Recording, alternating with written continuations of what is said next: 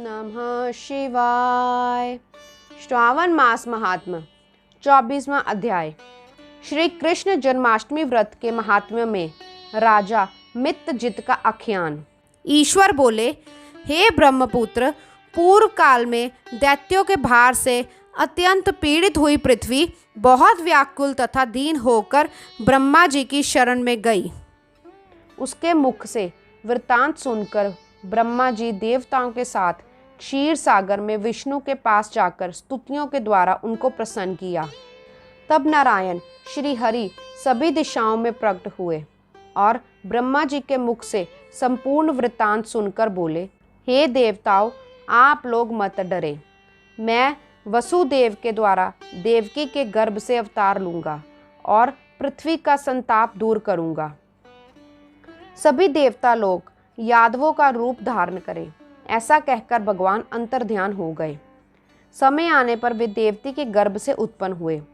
वसुदेव ने कंस के भय से उन्हें गोकुल पहुंचा दिया और कंस का विनाश करने वाले उस कृष्ण का वहीं पर पालन पोषण हुआ।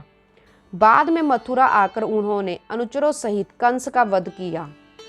तब सभी पूर्ववासियों ने आदर पूर्वक ये प्रार्थना की, हे कृष्ण, हे महायोगिन, हे भक्तों को अभय देने वाले, हे देव, हे शरणागत वत्सल, हम शरणागतों की रक्षा कीजिए।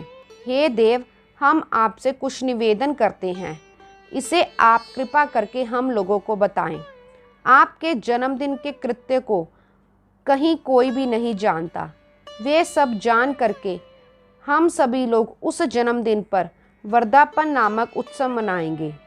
अपने प्रति उनकी उस भक्ति, श्रद्धा तथा सौहार्द को देखकर श्री कृष्ण ने अपने जन्मदिन के कृत्य को उनसे कह दिया। उनसे सुनकर उन पूर्ववासियों ने भी विधि पूर्वक उस व्रत को किया। तब भगवान ने प्रत्येक व्रतकर्ता को अनेक वर प्रदान किए। इस प्रसंग में एक प्राचीन इतिहास कहते हैं। अंग देश में उत्पन्न एक मित्रजित नामक राजा था। उसका पुत्र महासेन सत्यवादी था तथा सन्मार्ग पर स्थित रहने वाला था। सब कुछ जानने वाला, वे अपनी प्रजाओं को आनंदित करता हुआ उसका विधिवत पालन करता था।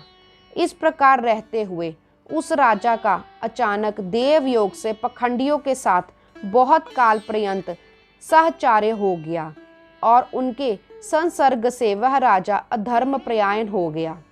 वह राजा वेद, शास्त्र और पुराणों की बहुत निंदा करने लगा और वर्ण आश्रम के धर्म के प्रति अत्यधिक द्वेष भाव से युक्त हो गया।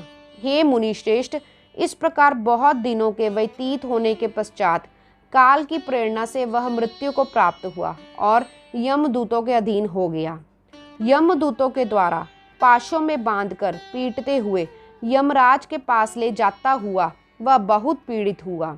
दुष्टों की संगति के कारण उसे नरक में गिरा दिया गया।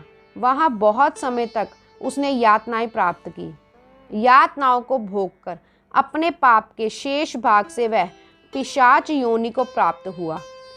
भूख और प्यास से व्याकुल वह भ्रमण करता हुआ मारवाड़ देश में आकर किसी वैश्य के देह में प्रवेश करके स्थित हो गया। वह उसी के साथ पुण्यदायिनी मथुरापुरी चला गया। वहां समीप के रक्षकों ने उस पिशाच को उसके गृह से निकाल दिया। तब वह पिशाच वन में तथा ऋषियों के आश्रम में भ्रमण करने लगा।